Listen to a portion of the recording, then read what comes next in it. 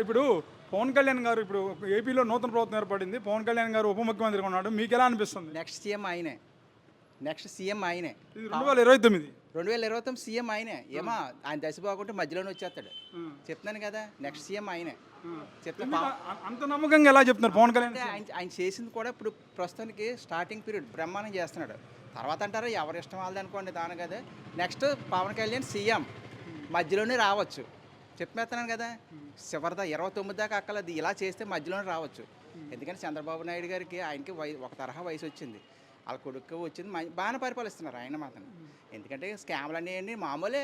ఎప్పుడు పైనుంచి కిందకి ఎప్పుడోది స్వాతంత్రం దగ్గర నుంచి అన్నీ స్కామ్లే కదా. ఇప్పుడు దాకా స్కామ్లు ఎవరు స్కామ్ లేకుండా ఏ ప్రభుత్వం నడదో.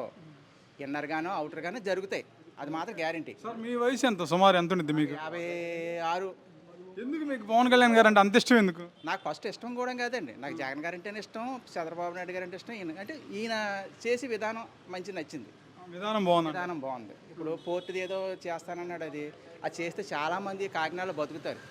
కాకినాడ అంతా ఒక ఇదిగా ఉందండి. చెప్తున్నాను కదా, పవన్ కళ్యాణ్ గారు బెస్ట్. ఆయన అసలు చెప్పాలని కాకినాడ పోటీ చేస్తే మంచిది అనుకున్నాం మేము. పిఠాపురం గెలిపాడుగా నేను చెప్తున్నాను కదా.